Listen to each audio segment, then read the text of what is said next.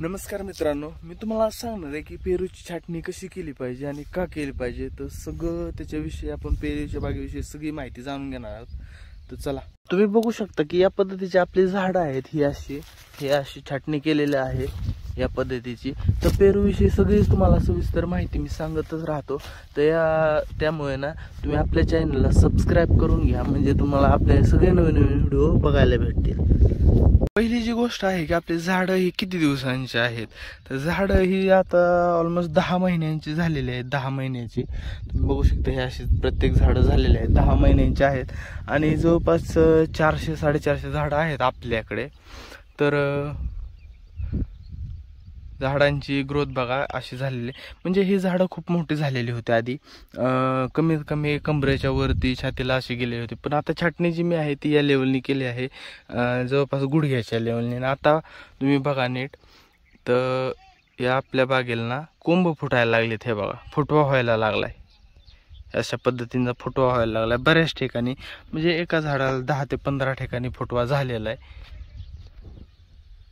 आणि मला बरेचसे जण म्हणले की छाटणी केले आणि तू कशी आहे की थोडे लहान केले, म्हणजे झाडं जे आहेत ना ते थोडे कमी छाटलेत, म्हणजे कसं जास्त छाटलेत, बारीक बारीकच झाडं केलेत. एवढी बारीक करायला नाही पाहिजे. म्हणजे हे कांडी जे आहे, हे कांडी तू एकदम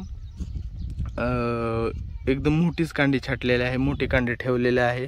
तर बारीक बारीक या पद्धतीने अशी पण छाटायला पाहिजे होती, जास्त फुटवा ठेवायला पाहिजे होतं. तर माझं असं वैयक्तिक म्हणणं आहे की ही आधी आपण छाटणी केली होती, आता ही दुसरी छाटणी आहे माझी. आणि आपण जी पहिली छाटणी केली होती ती पहिली छाटणी आपण हिथून केलेली, हे बघा हिथून केलेली. आणि दुसरी छाटणी आहे ती ऑलमोस्ट आपण सगळ्या झाडांची हिथून केलेली. म्हणजे पहिली छाटणी हिथून केलेली झाडं लावल्याच्या 5 महिन्याच्या नंतर, आणि दुसरी छाटणी जी आहे त्या पुन्हा सगळ्यांची हिथूनच केली. पण ह्या झाडाची असं वरून केली, मी ठेवलंय तुम्हाला सांगायसाठी. तर पण हिथून केली सगळ्या झाडांची. तर असं का केलंय, तर असं करण्याचं कारण म्हणजे आपल्याला मेन म्हणजे हे जे खोड आहे हे खोड वाढवायचे. म्हणजे प्रत्येक झाड, हे पण झाड बघा, हे झाड बघा ह्याचं कसं केलेलं आहे.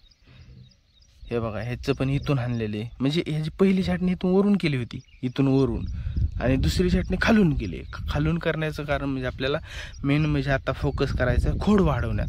आता खोडच वाढवायचं आपल्याला. आता आपल्याला एकदम फुटवा करण्याची, म्हणजे फुटवा होऊन देण्याची काय आवश्यकता नाही, एकदम खोड वाढवायचे. तर जोपर्यंत 1-2 वर्ष झाड होत नाही तर आपल्याला खोडच वाढवायचे. त्याच्यानंतर आपण जी फुटवा करणार आहे चांगला. आता इथे एक कोंब आलाय, म्हणजे इकडून एक आलाय, इथे जे काय ह्याला 2-4, ह्याला 2-4, ह्याला 2-4, एवढे इनफ झाले, एवढे बाद झाले आत्ता. कारण की आपली जी खोडं आहेत ते लहान आहेत, अजून वय पण कमी, 10 महिन्याचंच बाग आहे. त्यामुळं एवढंच करायचं आपल्याला. आणि जी आपण मागच्या वेळेस छाटणी केली होती त्यामध्ये मी काही पेरू ठेवले होते. हे बघा हे पेरू ठेवले होते, ते एवढेले झालेत ते आता. हे बघा अशी. आणि ही जी छाटणी आहे ती पहिल्यांदा ही छाटणी अशी केलेली, आणि हे 2 पेरू ठेवलेले आहेत इथं. आणि ह्या झाडाला पण ठेवलेला बघा या पद्धतीचा. म्हणजे आपण जास्त पेरू ठेवलेलेच नाही तर कोणत्या झाडाला. आणि पहिली छाटणी ह्याच्यावरून केली, आता ही इथं केलेली. तर पहिली ह्याच्यावरूनच केली होती, पण खालून आत्ता करण्याचं कारण म्हणजे आपल्याला खोड मजबूत करायचे, खोड वाढवायचे. आणि ज्यावेळेस आता ही छाटणी झाली, ह्याला आता बऱ्याच ठिकाणी 7-8 कोंब यायला लागलेत एका झाडाला. मग हे एका झाडाला 7-8 कोंब आले की नंतरनं जे 7-8 आले त्याला फुटवा करायचा आपल्याला. आता हे मेन झाडाला वाढून द्यायचं नाही जास्त, कारण की खोड मोठं करायचं. मित्रांनो, तुमचे काही प्रश्न असेल तर कमेंटमध्ये नक्की विचारा, आणि आपल्या चॅनलला सबस्क्राईब करून घ्या, कारण की आपण पेरूविषयी असे नवीन व्हिडिओ आणत असतो. आणि आणखीन भरपूर व्हिडिओ तुम्हाला सगळे भेटणार आहेत. हा जो फोटो बघताय तुम्ही, हा जो कोंब निघायला लागलाय त्याच्याविषयी सगळी माहिती अजून पुढं डिटेलमध्ये भेटेल, जसं जसं हे कोंब मोठे होतील तसं. आणि नंतर आपण सगळे व्यवस्थापन जे तुम्हाला सगळं दाखवणारच आहे. तर याच्यासाठी नक्की चॅनलला सबस्क्राईब करून घ्या. चला, भेटूया नवीन व्हिडिओमध्ये.